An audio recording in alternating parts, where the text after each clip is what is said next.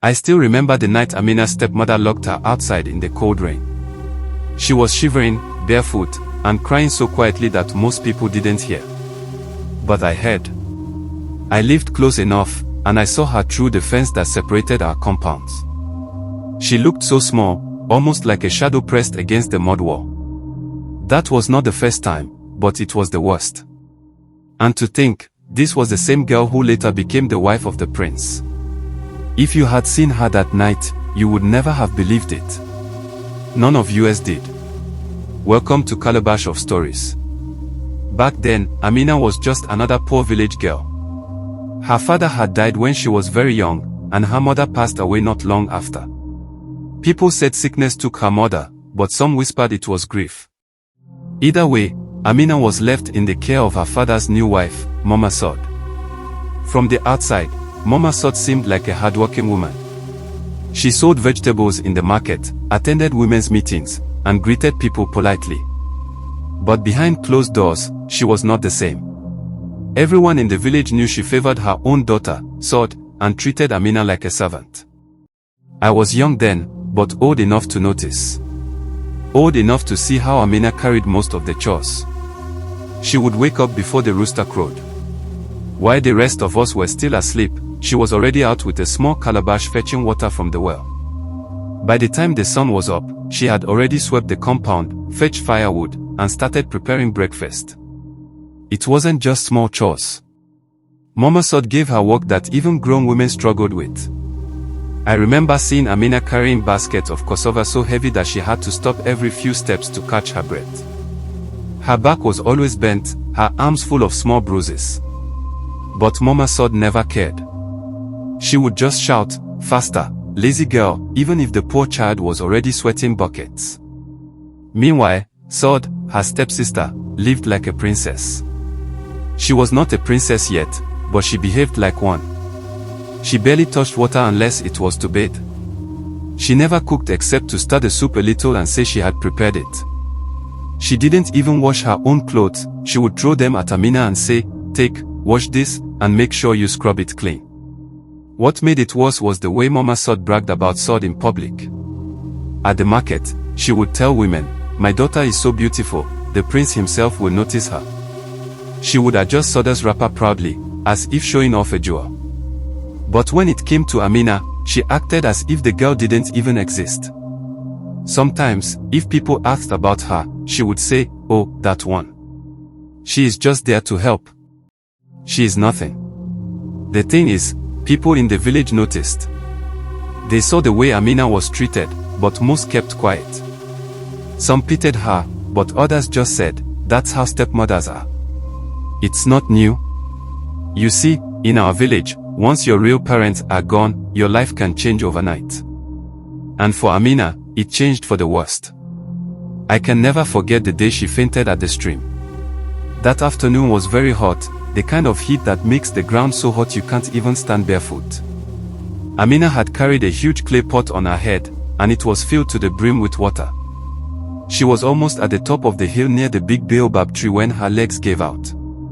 She fell forward, the pot shattered, and the water splashed everywhere. I was there with other children when it happened. We all rushed to her side, but before we could even help, Sade appeared. She didn't even check if Amina was hurt. She just started shouting, "Stupid girl. You've wasted water again. Do you know how far the stream is? Now you will go back and fetch again." Amina was bleeding from her knee, but she still stood up, dusted herself off, and walked back down the hill. She didn't argue. She didn't cry loudly. She just kept going. That's the kind of person she was. Quiet strength. Sometimes I wondered how she managed to keep that gentle spirit. Most children in her situation would have turned bitter, or at least stopped caring. But Amina was different. She always greeted elders with respect. If you dropped something at the market, she was the first to bend and pick it for you. If children were playing and one of them got hurt, she would be the one to comfort them. And despite how her stepmother and stepsister treated her, I never heard her say a bad word about them. One thing that stood out about her was her singing. Amina had a soft voice, the kind that made you stop whatever you were doing to listen. Sometimes, when she went to fetch water, I would hear her singing under her breath. Simple songs, mostly about hope and patience. That was the only time I ever saw her truly happy, when she sang. Still, no matter how good she was, everyone in the village assumed she would never amount to anything. At best, she would be married off to some farmer in another village, and that would be the end of her story. Nobody, not even me, imagined that the prince would one day notice her. So when the news came that the prince was searching for a wife, all eyes turned to girls like Sade. Girls who dressed well, who could laugh loudly, who painted their nails with palm oil and coal, who carried themselves like peacocks. Mama Sade's chest swelled with pride those days. She would say, "My daughter has the beauty and the charm. The prince will not look twice at these other girls. He would choose Sade." We all believed it. We all thought it was just a matter of time. But life has a way of turning things upside down. And in this case, it turned in a way none of us expected. What made Mama Sade's wickedness seem more was how she pretended in public. If a stranger visited, she would act like Aminat was her own flesh and blood. She would say things like, "Oh, Aminat, my dear, bring water for our guest. This girl is so helpful, I thank God for her every day." She would even pat her back lightly as if she cared. But the moment the visitor left, her face would change. She would hiss and say, "What are you standing there for? Go and finish your work before I give you something to cry about." The whole village saw through it, but people just shrugged. In our place, people said, "If it is not your fight, don't enter." And Mama Sade was sharp-tongued. If anyone tried to defend Aminat, she would insult them from head to toe. She knew everyone's weakness and would shout it out in front of others. So people avoided her. I remember one afternoon, when the sun was high and most people were resting, I heard shouting from their compound. I peeked over the fence and saw Mama Sade holding up a burnt piece of yam porridge. She was screaming at Aminat, "You useless child. Can't you even cook common yam? Do you want me to die of shame if someone eats this?" Aminat stood quietly, her head bowed, her hands shaking. Then Mama Sade took the whole pot and poured it on the ground. The hot food splashed near Aminat's feet, and she jumped back to avoid getting burned.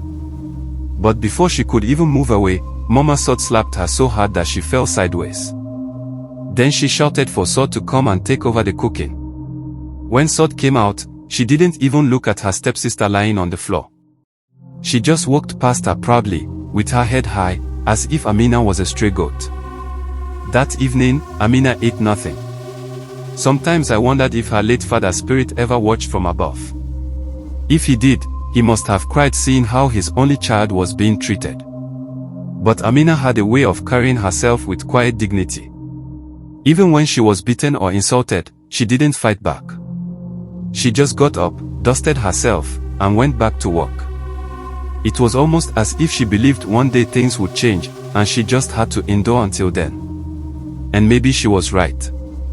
One day, when I was about 15, I had gone to the stream again.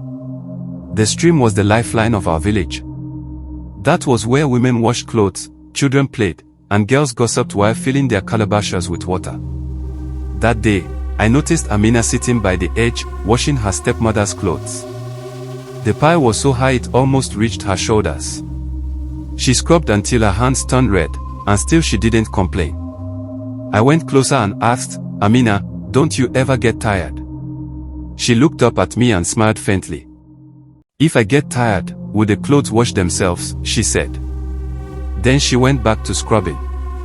I wanted to say more, maybe something comforting, but I didn't.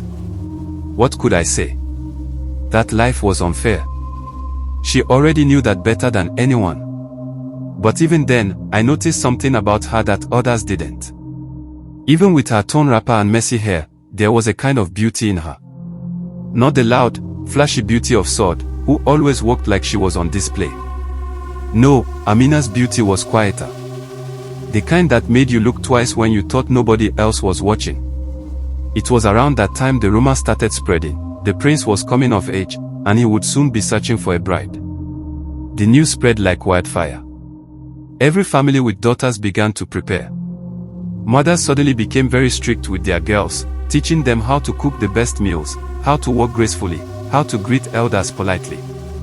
The market became busier, because women were buying new wrappers, beads, and perfumes made from shea butter and herbs. And Mama Sade. She became a different person altogether. She started waking up early to braid Sade's hair herself. She bought her fine clothes, even if it meant borrowing money from other women in the market. She made sure Sade ate the best parts of every meal: goat meat, fish, eggs. She even got a trader from the city to bring small bottles of perfume, which she saved only for Sade. As for Aminat, her life only got harder. While Sade was being pampered and prepared, Aminat was the one doing all the work to support it. She fetched the water Sade bathed with, cooked the meals Sade ate, and washed the clothes Sade wore. I still remember overhearing Mama Sade one evening, telling her daughter, "My child, this is your time. The prince will not look at any other girl once he sees you. You will be the queen, and we will all live in the palace." As for that one, she jerked her head toward Aminat, "She is nothing. She will be lucky if a crippled farmer agrees to take her." Sade laughed loudly at that. But if there is one thing I have learned in life, it's that nobody can predict the path of destiny. We thought we knew how things would go, but we were all wrong. Because the prince's search for a wife did not just change Sade's life. It changed Aminat's life too. When word spread that the prince was preparing to choose a wife, it was like the whole village turned upside down. Girls who used to walk freely to the market suddenly started walking slowly, carefully balancing pots on their heads as if they were already princesses. Mothers who used to scold their daughters now treated them like eggs, whispering advice instead of shouting. In the evenings, you could hear singing from every compound.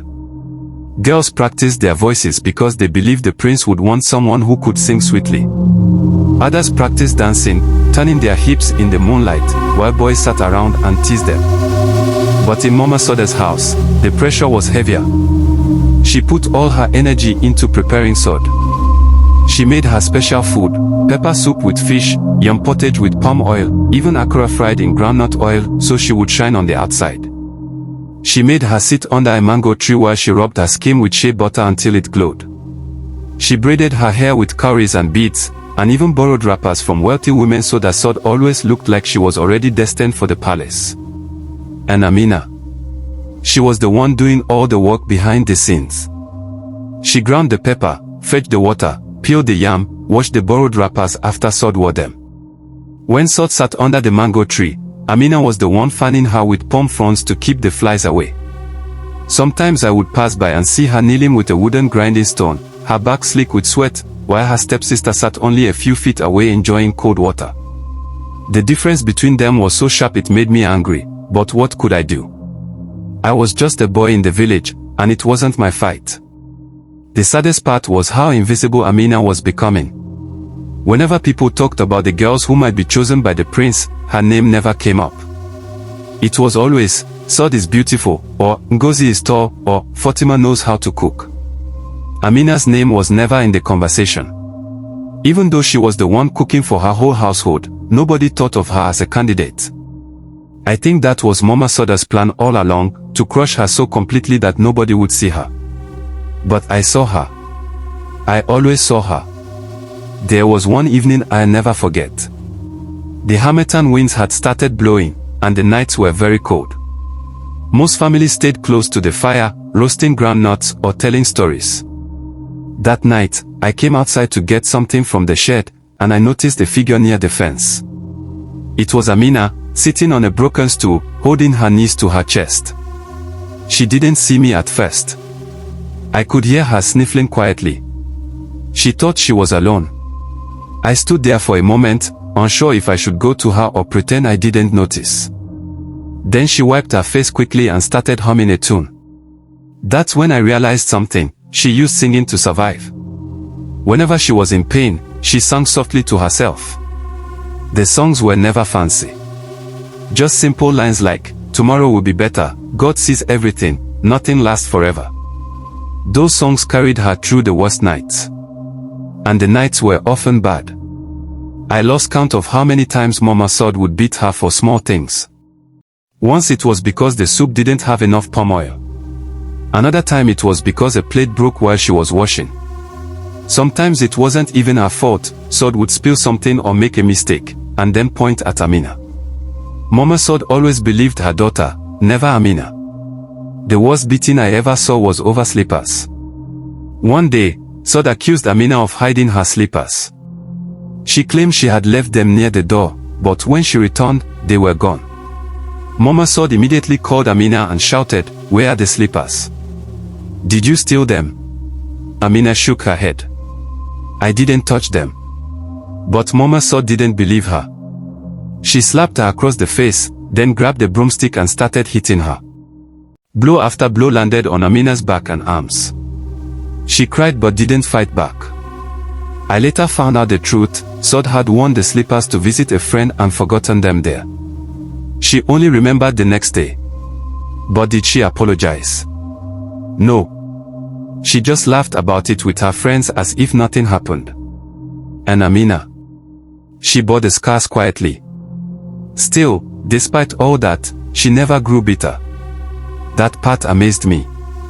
She could have turned cold, but instead she stayed kind. I once saw her give her own share of food, just a small piece of yam, to a little boy who had been crying from hunger. Another time she helped an old woman carry her basket from the market even though she herself was already carrying firewood on her head. It was as if her suffering had made her heart softer, not harder.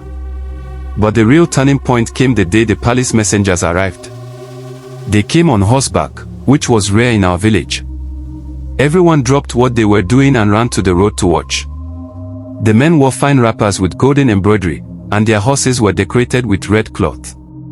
They carried drums and horns, announcing their presence loudly. One of them raised his hand and shouted, "Here, here. The prince will soon take a wife. Every maiden of age must come forward when the time is called, for the prince will choose not by wealth or beauty alone, but by the heart." The whole village buzzed with excitement. Girls whispered to each other, giggling nervously. Mothers clapped their hands in joy. Fathers smiled with pride, hoping their daughters might be chosen. That night, people barely slept. Fires burned late into the evening as families made plans.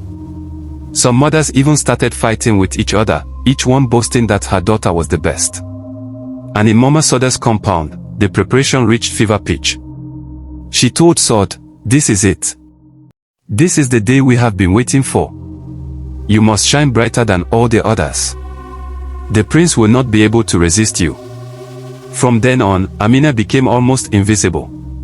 She was not considered part of the preparation at all.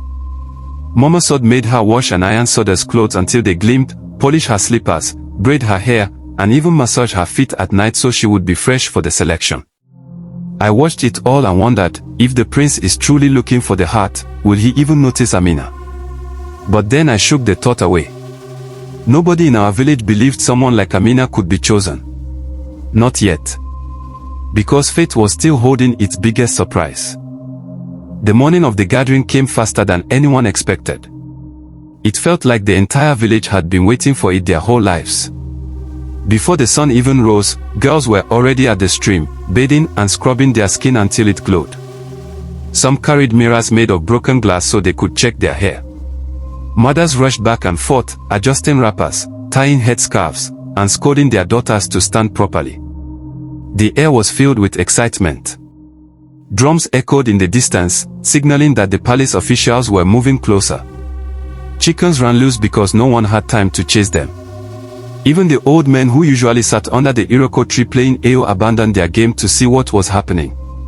And in Mama Sade's compound, things were frantic. She had woken Sade before dawn and oiled her body with shea butter until it shone.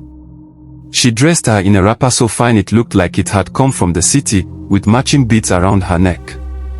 Her hair was braided neatly with red thread woven through it, and her lips were rubbed with a touch of palm oil to make them glisten. Sade looked at herself in a bowl of water used as a mirror and smiled. She already carried herself like a queen. She clicked her tongue and said, "The prince will not look twice at anyone else." Mama Sade laughed proudly. "Of course, my daughter. Of course. You are the chosen one." And where was Amina during all this? She was in the back of the compound, scrubbing the last of the dirty pots. Her wrapper was faded and torn, her hands raw from washing. She wasn't even given a chance to bathe properly that morning. When she finished, Mama Sade tossed her a bowl of cold leftover pap and said, "Eat that quickly and stay out of sight. Do not embarrass us. Today is not for you." Aminat nodded silently and obeyed. When it was time to leave for the gathering, the whole compound stepped out like royalty. Mama Sade led the way. Sade walked behind her, her head high, and Aminat followed from a distance, carrying the stool and water calabash they might need. To any stranger, it was clear who was the queen in training and who was the servant. The village square was already crowded when we arrived. Girls stood in neat rows, each one trying to outshine the other. Some wore fine wrappers with shiny beads, others had carefully painted their nails with charcoal and palm oil. The smell of perfumes made from herbs and flowers hung in the air. People whispered, pointing at their favorites. But no one pointed at Aminat. She stood quietly at the edge, holding the stool for Sade, almost blending into the background. If you weren't looking closely, you wouldn't even notice she was there. The drums grew louder, and suddenly the crowd parted as the palace officials entered. They carried staffs decorated with cowries and eagle feathers. Behind them came the drummers and horn blowers, filling the air with a sound that made the ground tremble. Finally, the prince himself appeared, riding a white horse. The whole crowd gasped. The prince was tall, with broad shoulders and skin that glistened like polished wood. He wore a flowing robe embroidered with gold, and his head was crowned with a simple but powerful cap. Even from a distance, you could feel his presence. Girls began fidgeting, fixing their clothes, adjusting their smiles. Mothers whispered urgently to their daughters, "Stand straight. Greet properly. Do not look down." The prince dismounted gracefully, and the officials announced, "Today, the prince will meet the maidens of the land. He will not choose by beauty alone, but by the heart." The crowd cheered. One by one, the girls were presented. They greeted the prince, danced a little, or sang. Some tried too hard, laughing loudly or swaying their hips more than necessary. Others were shy, barely able to look him in the eye. The prince nodded politely at each, but his face remained calm, unreadable. When it was Sade's turn, Mama Sade almost pushed her forward. Sade walked confidently, her head high, her beads rattling as she moved. She greeted with a wide smile, bowed gracefully, and even sang a small verse. The crowd murmured in approval. "Oh, she is beautiful," people whispered. Mama Sade's chest swelled with pride. She already imagined herself living in the palace. But then, as Sade stepped back, something happened. The prince's eyes drifted past the rows of finely dressed girls. Past the beads, the perfumes, the painted nails. His gaze stopped at the edge of the crowd. It stopped on Aminat. She wasn't dressed up. She wasn't painted or polished. She was standing quietly, half hidden, holding a stool with her faded wrapper clinging to her thin frame. She looked down at the ground, not daring to meet anyone's eyes. The prince tilted his head slightly, as if trying to see more clearly. Then, to everyone's shock, he lifted his hand and pointed. "Who is that girl?" he asked. The entire square fell silent. Heads turned, eyes followed his finger, and finally landed on Aminat. Mama Sade froze. Sade's smile faltered. The crowd gasped. Aminat herself looked up in confusion, her eyes wide. She glanced around, wondering if he meant someone else. But the prince's gaze stayed fixed on her. "I said," he repeated firmly, "who is that girl?" When the prince pointed at Aminat, it was as if the whole village forgot how to breathe. For a moment, nobody moved. The drum stopped. Even the birds perched on the Iroko tree seemed to fall silent. Finally, one of the palace officials stepped forward, clearing his throat. "Your Highness, do you mean the girl standing at the back?" he asked, his voice carrying through the stunned crowd. The prince nodded. His eyes never left Aminat. "Yes. Bring her forward." Gasps rippled through the square. Women exchanged sharp whispers. Some covered their mouths in disbelief. Girls looked at one another, some with shock, others with envy. Mama Sade's face turned red with panic. She grabbed Aminat by the arm roughly, whispering furiously, "Don't move. Don't you dare embarrass us today." But the palace official was already walking toward her. "You," he said, gesturing at Aminat. "The prince wants to see you." Aminat froze. Her eyes darted around like a trapped bird. She wasn't dressed for this. She had no beads, no perfume, no new wrapper. Her hands were still wet from washing the stool. She shook her head slowly as if to say, "There must be a mistake." But it wasn't a mistake. The official reached out his hand, and the crowd parted. All eyes followed as Aminat, trembling, was led to the front. I was close enough to see the confusion on her face. She walked carefully, her bare feet dusty from the ground, her faded wrapper hanging loosely on her shoulders. When she stood before the prince, she bowed low, the way all village girls were taught. The prince studied her for a long moment. His expression was unreadable, but his eyes softened slightly.